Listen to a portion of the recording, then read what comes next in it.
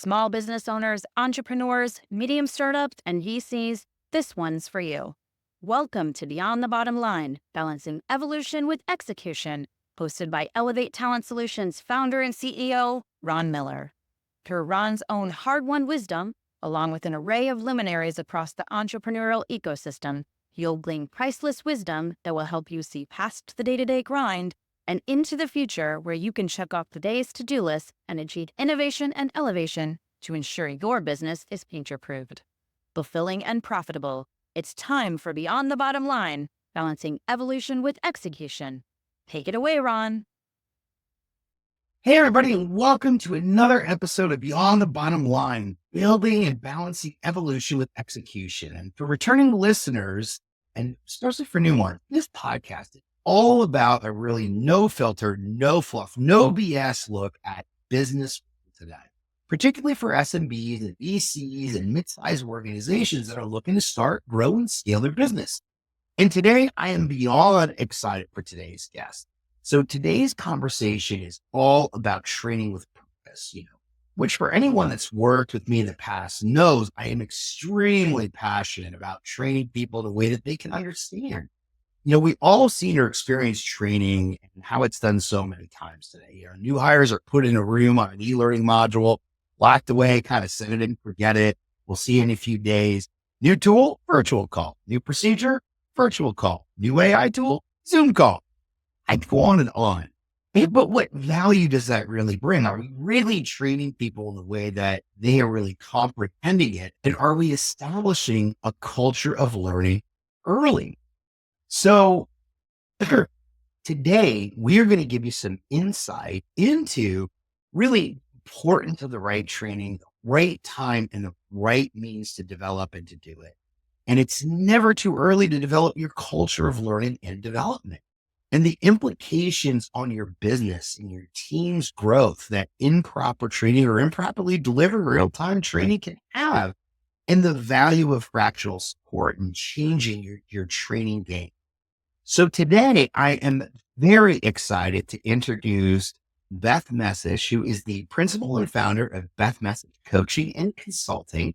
She's a leadership and learning expert that has over 15 years of experience in learning development and talent management with large, mature global organizations as well as startups.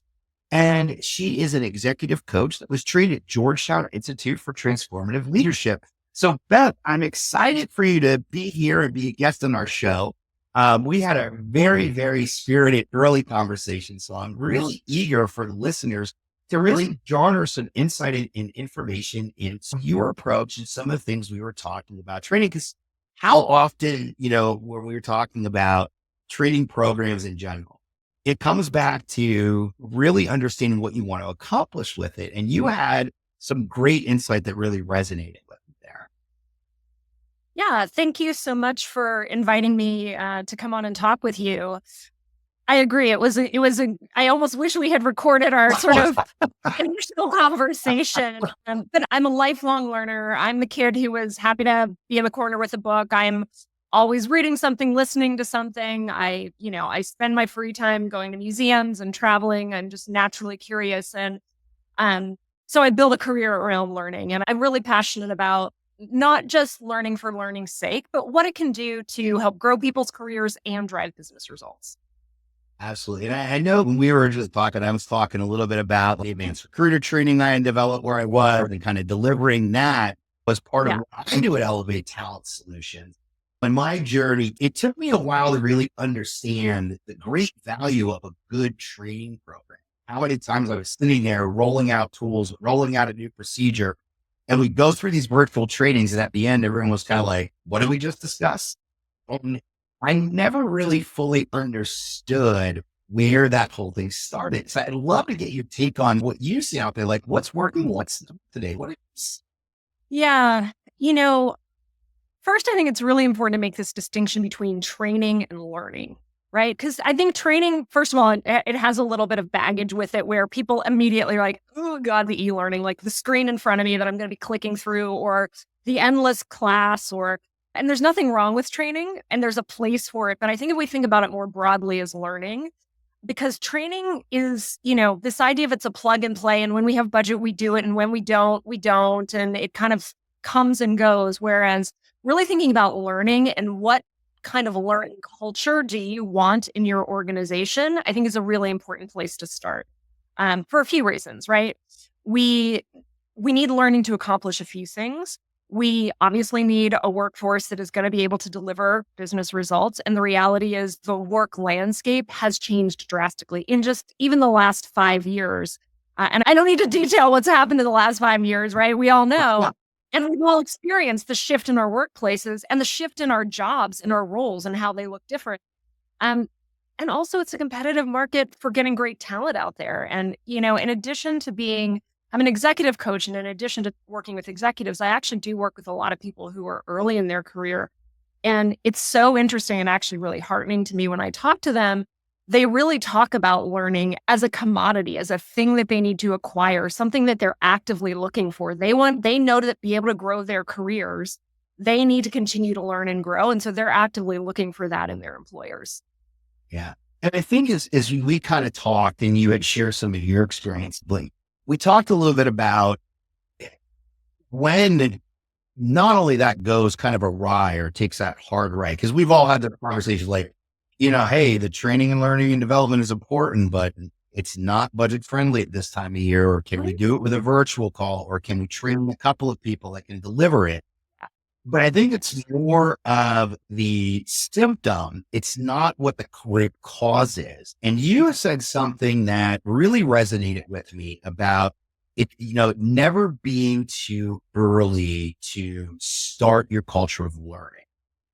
Yeah. Well, and I think it comes down to what are you trying to accomplish with learning, right? Because oftentimes it's like, we need a training program because we have a new system coming on, or we need a training program because our directors aren't actually leading their people well, or whatever the case may be. It's often to solve a problem as opposed to proactively say, what do we need to accomplish in this organization? How do we help people grow? How do we help people be able to grow with the business and have their skills grow with the business?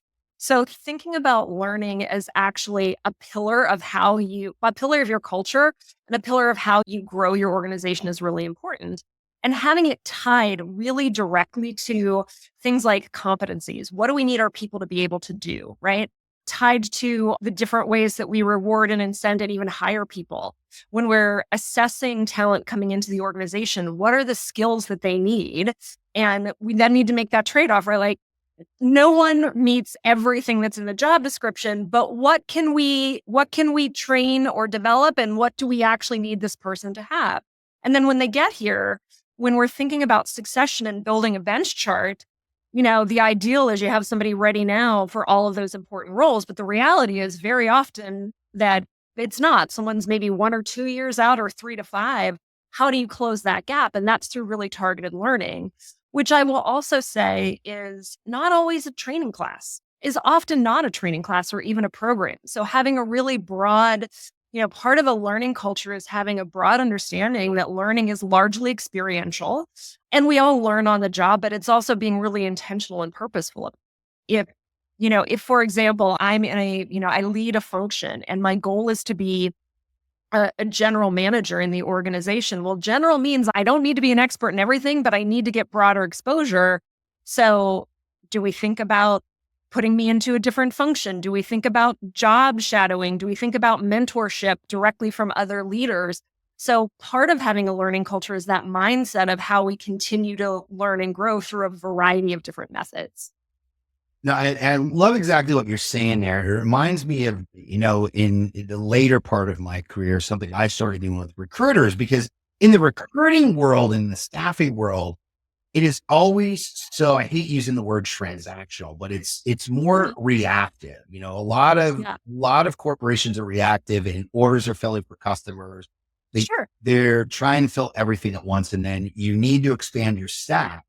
And what do? You bring somebody in that you hope has the experience. You put them in a room, you teach them just the basics. You need to, complete your HR checklist. And then you kind of like, well, it's day 3, you're ready to interview. And don't have Yeah. those skills. And something I changed late in my career with individuals I was hiring was just to your point, the job shop.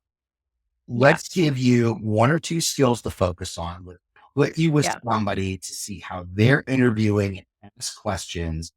I never viewed it though as like training or learning before. And the way you presented it really kind of piqued my ears up to say, man, there's an opportunity here for organizations to really parlay this into culture, like Yeah. what you're saying about pillars. Everybody Mhm. has, their pillars of excellence, their value. Yeah. Sometimes it's words on a wall, sometimes it's on a sheet, sometimes it's on a website. Yeah. But I don't think that I've ever seen anywhere commitment to continued learning as somebody's pillar. Yeah. I have seen it as a value in some organizations, like we value learning, but I think making sure that there's a systematic way that the organization is set up in order to actually bring that value to life is really important.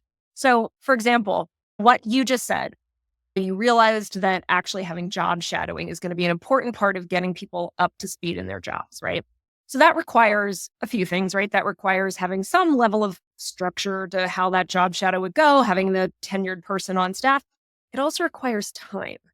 So, and one of my biggest challenges in my corporate career was someone would, a leader would bring someone into the organization and they'd be like, we'll get the training done in a few weeks. They really need to start doing the job right now. And I'm like, okay, so you're bringing them into because they have a certain skill in whatever it is, but they've never done it in this organization. They also don't know how to navigate. They don't know who's who. When you look at training and development as this nice to do, like the reality is you're going to put that to the side. It's the thing that you prioritize after the important stuff gets done. So part of having a learning culture is saying, all right, when someone learns to do something, when we bring someone in, either a new hire or we're training a new skill, how much time does it take for them to actually learn to do that? And that doesn't mean just, well, the class is 3 hours, so we need to give them 3 hours out of their life, which oftentimes is actually, they're supposed to knit that time out of the air because they don't have it. But it's also, how do you then practice that? How do you have conversations with your leader about it so that you can ask questions? How do you have the opportunity, if you're doing a job shadow, to also, that may mean if you're hiring someone, that might mean they're not really starting to interview people in the case that you talked about for 2 weeks, as opposed to the third day that they start. And so that's something that systematically needs to be built in organizationally. Otherwise, if their leader feeling the pressure, like, no, I need to get this person in and they need to start working, that's what they're going to prioritize over actually giving the person time to learn to do the role effectively. Yeah. Yeah. And you're definitely hitting the nail on the head there with that. We see that so many times too, like in small businesses where, it's only a Yeah. couple people, and that learning is on the job because, you're already short staff, you're trying to grow, you're trying to scale, and you're trying to bring in an impact player, but you have to balance the right time to do it and do it right, or you're reactive. And what does that really cost you? And I don't think we do enough measuring that soft cost of that effect on business, short and long term. Yeah. Well, and I think it's harder to measure, right? Like I can't say if you go through an onboarding program, you're going to increase revenue by X% within X time, right? But you can look at things like either people's job performance, right? Like the way that the way that they're performing to goals, their tenure in the organization, how long it takes people to get promoted within the organization, where when you have lack of stability on teams because people aren't able to effectively do their jobs, how that can directly impact the results in the business. And so I think that really being thoughtful about it and mindful about it is important. The other thing that I will say is oftentimes even if it's not reactive, even if it's proactive, we're like, we want to train someone to be a great manager, for example, it can feel overwhelming. It can be like, well, a manager needs to know how to collaborate and how to delegate and how to hire people and and you go through the list and it can feel super overwhelming. And also when you're trying to teach someone that much in a short period of time, some of that's sliding off of their brain, right? Like there's only so much we can take in.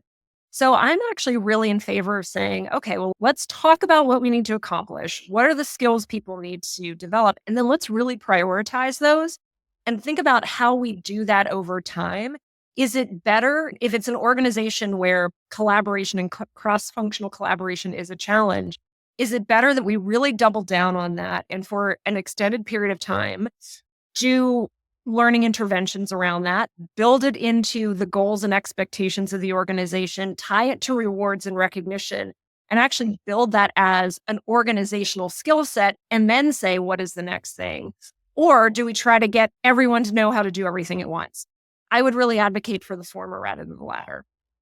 I would agree, because not everybody's going to be good at doing everything at once. It's not their makeup. And kind of, hey, as we bring somebody into the organization, me at this stage of my career, I am very adamant about a proactive approach, identifying talent. I mean, there are two people, I shared this, I was at a conference last week and did a presentation on how two individuals that had no staffing background, because I was working in staffing at the time, I courted them for almost a year until I had the right role to bring them in. Neither of them had staffing background, put them on a very specific path, but very minimal expectations. And they wound up closing $100 million national account together in 6 months.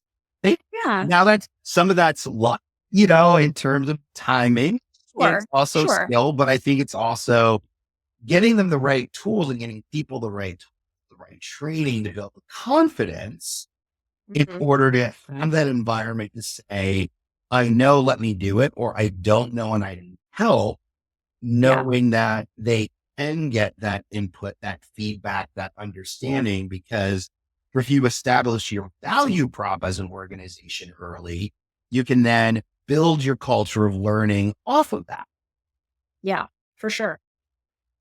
So, well, I think the other piece is, you're right. There's luck. There's all sorts of things that go into that.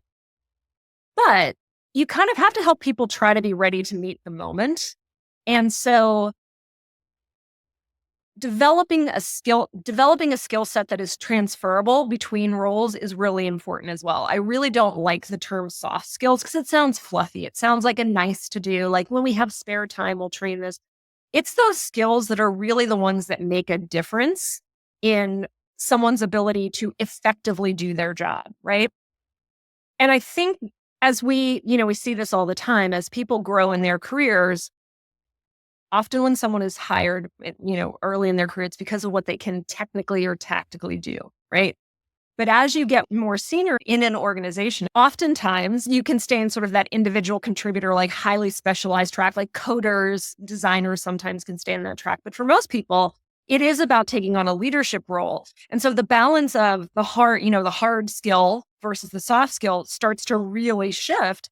And the more senior you get in your career, it really shifts to those broad skills of decision quality, collaboration, ability to hold someone accountable, influencing without authority, ability to develop your team. And so those are the things that, when we train people or we help people develop that skill set, number one, for them, it's a huge benefit because that goes into their toolkit that they'll be able to use regardless. Hopefully they stay within the organization, but if they go somewhere else, for them, there's a high value there. But organizationally, it's a high value too, because, think about just in the last few years, the number of layoffs that have happened in organizations. So what happens for the people who are left in the organization is we've got to do less with more. So the scope of your job now has grown. So you've taken on these new responsibilities. You can draw on, your job looks different, right? And so you can draw on that broader skill set to help do that job effectively. And that's not just the mechanics of doing the job. That's things like composure, self-regulation, the ability to be resilient, the ability to actually, take care of yourself so that you can do that bigger role. So it really has a broad impact on people's both ability to be effective in the organization, but the ability to effectively manage their time and their energy. Like time, that is always, I think, the biggest killer. And you said this, and we've all experienced it. Like, I love doing part of my learning process is my recruiter training is learning to manage. I go back to that big rock, small rock principle because it always Sure. just resonates with folks on Yeah. how you Yeah. identify those big rocks. And for me, learning is a big rock. It is Mhm. one of those things where if you don't carve out the time to do it and embrace and understand it, what are you leaving on the table? Yeah. And I think, potentially, and you could probably speak a lot more in depth in your experience level and your background than I can, early in my career as a consultant, not Yeah. a coach. But what have you seen going right and what have you seen going sideways with that in organizations that maybe identify that their learning and development isn't where they want to be? Like what have you seen as key indicators of that out there? Possible. Yeah. Yeah. I think organizations that are doing it well really take a step back and they think about a few things. They think about, obviously, what are the pain points, right? That's probably the thing that brought them to even have the conversation or to contemplate this. What do they need to accomplish? What skills are truly important? What time, effort, money, resource are they able to invest in that? How do they want to tie it to the broader systems and networks in the organization? Everything from tying it to the way people create goals, tying it to the way people are rewarded and incentivized, tying it to the systems in the organization, right? I think organizations who take a really thoughtful approach actually end up spending, it's one of those you kind of need to slow down to speed up. They actually then are able to create a really measured approach versus organizations who are like, okay, we need to do something here. We'll get this off the shelf program and we're going to get that e-learning. And they don't try to connect it broadly to what's happening in the organization. I've seen organizations and I've worked in organizations where we spent a lot of money on big, beautiful, whiz bang, huge programs that sort of died on the vine because it wasn't set up in the organization to be effective. It was an 8-week program where people needed to dedicate 3 hours every week and they had no time to do it and their bosses weren't holding them accountable. Right. Oh, and we did it 1 time or 2 times and then the attention went somewhere else. So I think really being thoughtful and purposeful about it is the start of a recipe for success. Yeah. Yeah. And I can absolutely relate. I mean, I can't tell you how many times in organizations we've gotten this great tool or this great program that's supposed to take time and make everybody just more efficient, but be able to connect better. And Yeah. you speed up, you never slow down because Right. you've lost this time. Now you need to implement it because you need to get a return on the investment and you think that it's plug and play. Because you start building that disconnect, I think, too. And we talked about that a little bit as well, you and I, of as your company grows, if you don't keep that together, that value and dedication and understanding, that gap widens. And you lose that if you're not careful in there. And now you get to the point of, we got this, got to hit fast forward. We're going to throw it out there. We're going to do e-learning on it. Nobody asks questions. Implement the tool, and then everyone screams, doesn't work, it doesn't do this. It's all messed up here, where if you slow down and maybe take a look at what you're trying to do, you can develop something very different. Yeah. And I think keeping in mind adult learning, the way that we learn and the methods that we have at our disposal, often people learn best experientially. There is a place for e-learning. For sure. If your only learning options in an organization are e-learning, you're not meeting the needs of most of the people in the organization, partially because we're in a world now where we stare at screens a lot. Making learning another way that you just are staring at a screen, like people just don't have the bandwidth for it. And a lot of people learn a lot better, even if you are doing some form of e-learning or self-led learning, just adding a component of discussion to that.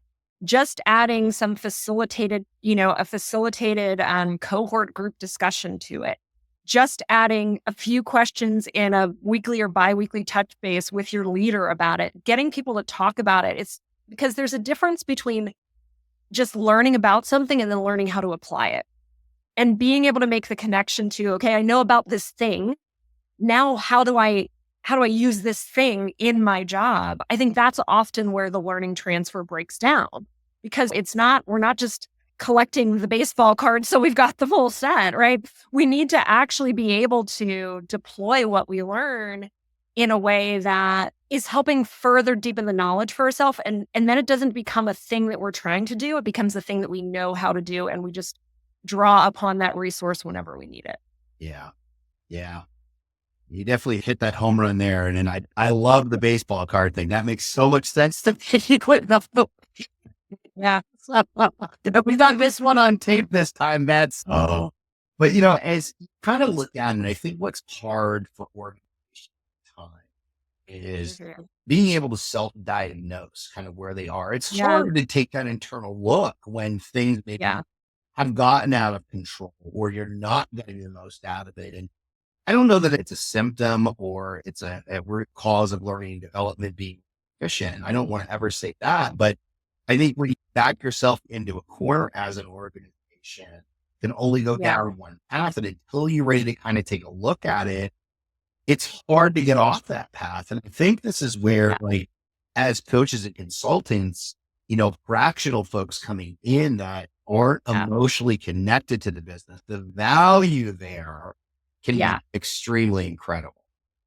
Yeah, I agree. I do think having someone who is kind of agnostic to the organization that can come in with clear eyes and really assess, when I go into an organization, the value I bring isn't that I come in and tell everybody that everything that they're doing is great and here's how I can just improve it. It's the reality is I need to come in and say, like, what is working, what's not.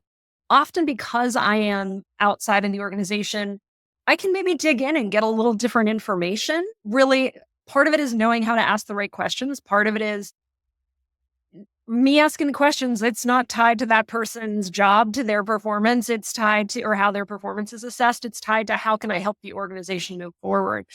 And I think, particularly, it's interesting. I worked for a long time in a worldwide global organization, 100,000 employees, right? We had a large HR team, a large learning and development team. When you match the size of that team up to the number of employees, it's, the ratio is pretty big still. But it was an organization that had the ability to afford expertise inside the organization. I've worked in startups and I think startups do this really well, is they're like, we need the knowledge, but we don't have the payroll for that person. And frankly, they don't need, you don't need a chief learning officer in that situation, but you do need someone with the expertise to be able to come in and help you think about your strategy, maybe figure out who are the right people that you can bring on staff to actually execute that. And then when it's time to go away, you go away, and they're able to actually make that a sustainable way of moving forward. Well, I think in that mantra, and that's absolutely right. In this fractional world of consulting and coaching, you can decide what you need. You can turn it on and off. You're getting it at a fair market price. So you're saving yourself a lot of money. But that individual also then, my opinion would be, you are building that program at the same time you're building the ideal person to take it over later on. Yes. There'll be a point where fractional will change into maybe what you utilize that person to do or to audit or to do something in the future, but they can help you build what that person really has in order to drive that program forward. Yeah. I've seen organizations try to bring in someone, say, at a director level to then just run the training. And, at a director level, you're running some of the training, but that's an expensive way to run training, right? Like, what you probably need is maybe someone at a manager level who then has a career path to grow as the organization grows and can move from executing to both executing and strategizing to then maybe more of a strategizing and leading role. And you can figure out that trajectory over time based on the growth of the business. But oftentimes, if you bring in someone who is, in order to get the expertise, you bring them in for a little bit of expertise and then a lot of execution. you're not doing anyone any service because they're not going to stay very long and you're not going to have continuity in what you're doing. Yeah, that's a fabulous point, and you lose that continuity, everything else will break down after it, and you won't have the same results and you won't get what you're thinking of, which Yeah. makes me kind of think on the back end, as organizations grow, if they can develop a culture of learning, true learning and development as they Yeah. grow, I think a big missing piece and maybe a misnomer is the role of a mentor and a coach as you kind of develop, because you're not just creating a culture for today, you're creating your leaders. And, I love for you to kind of share, a little bit about your approach and what you do and what you've seen in that from a coaching perspective, like in developing that leadership program. Yeah. Well, I think I want to first make a distinction between mentoring and coaching, right? Because I think we use those terms interchangeably and it's different and it's valuable to understand the difference because they're two different things that you can employ in an organization. So a mentor is someone, it's if you're looking for a mentor, you need someone in the same sort of field, function, industry. It's mentoring is kind of an informal process. They can offer advice based on their experience, their insight, their knowledge. It's, I know how to do what you want to learn to do, and let me give you advice on how to do that, right? And it's hugely valuable. I also think that's why, these programs where it's like, let me match you with a mentor, that can be really tough, right? Like it has to be a little bit more organic and maybe you make introductions in the organization, but it is more of an organic process. Coaching, on the other hand, like for a coach doesn't need to be in the same job, industry, function as the person that they're coaching. Their expertise is really in coaching, right? It's in helping people, like hoping to hold the leader accountable to progress toward achieving their goals. It's helping that person kind of create their own path forward and giving them guidance along the way. There's a little bit of advising, certainly, that goes along with that. And coaching tends to be more formal. So a leader in an organization can be coaching the people on their team, or you can bring in a coach to work with specific leaders, which is some of what I do.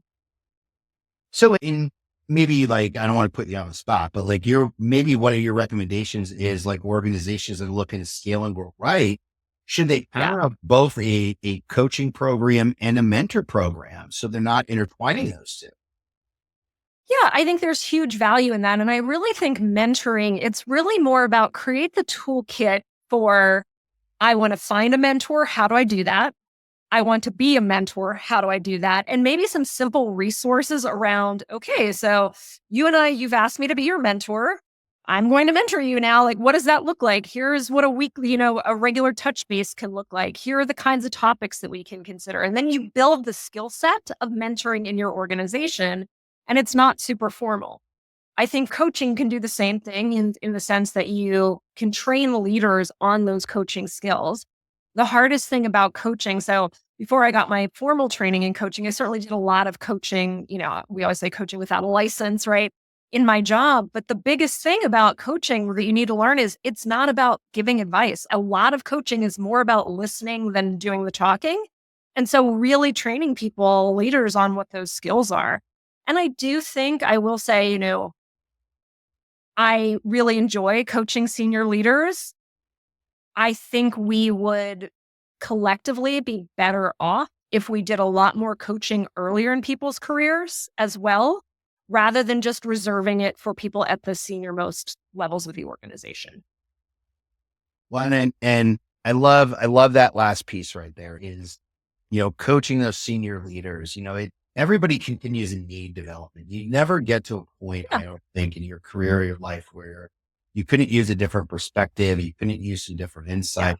It's an opportunity too, to really do a lot of self-reflecting evaluation and your commitment to learning. Leaders' connection to learning is extremely important because they're the ones that have to drive it and understand it and buy into it. Because if it's not important to them, it's not important to the team. And it can't just be you're just going to do this learning beyond it. It's what are we asking those questions and pulling that experience back? Because then to your point, you have a lot of leaders and you can do coaching without a license, but a lot of us that have lived that, we wind up doing a lot of therapy without licenses then. That's a free. That can happen too. Yes, that can happen too. Yep. Well, But Sure. I really enjoy having you on and you sharing, your insights. I'm lucky that I get to record this because I'm sure a lot of people are either going to listen back to this because they couldn't write fast enough. But you had so many great points to share there on how to look at those different distinctions and really what is the difference in terms of learning, what is the terms of development, how those different programs work, where that buy-in should be, and that continual culture of learning and coaching and the value of the difference between a coach and a mentor. There were a lot of little great nuggets in there today that I'm sure people are either going to listen back and write down or they're going to mail in and be like, how do we get in contact with Beth? So Beth, I want to give you a chance to kind of plug what you do and how to get in contact with you. And I know that there was something on your site that you want to throw out as well to share with the audience in order to get some more insight and maybe some time with some coaching. Yeah, absolutely. So you can always find me on LinkedIn, of course, but I would also encourage people to go to my website, which is bethmessich.com. So it's BETHMESSICH.com. And if you go to, when you go on the homepage and you scroll to the bottom, I actually offer a free resource. I offer a career map. And that's really a way of looking at not just your work goals, but your life goals and how your work sits within that, looking at both your strengths and your interests, and then figuring out how to map that in a way that you can create the career that you want. So there's the map itself and there's some instructions with it as well. So I would really encourage people sign up to take a look at that. And if you'd love to have a conversation, I'd love to have a conversation with you as well about it. So feel free to reach out either on LinkedIn at Beth Messich or again at bethmessich.com. Oh, thank you, Beth. And we're going to drop in your website then on the page when we can watch us so people can click in and follow you there as well. Perfect. But really, thank you so much for coming on today and being a guest and sharing your experience and insight. I really hope to have you back. There's a couple more topics I'd love to get into with.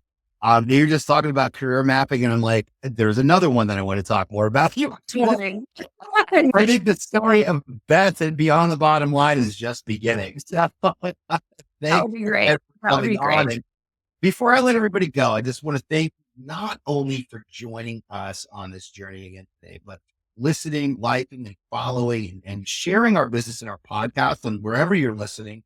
You know that I'm passionate about helping people who are investing their life savings to start their business and growing their organizations, and they're looking to scale and they want to do it the right way the first time. So we want to continue to bring you something different. And from my perspective, from my 30 years in the industry and other great thought leaders, just like Beth, that are out there, make sure you continue to listen and follow. You can always get our latest podcast or any information on our website at www.elevate-talent-solutions.com. And you can get our blogs, our links, and our info we share. And make sure to hit that like and follow button down there at the bottom so you don't miss the best, great new episode of Beyond the Bottom Line. Until next time, thank you very much. Thank you. Thanks for listening to this episode of Beyond the Bottom Line. Do you have questions for Ron or today's guest about this episode? Reach out and your question might be featured on next week's mailbag. You can learn more about Ron and Elevate Talent Solutions at elevate-talent-solutions.com or on LinkedIn.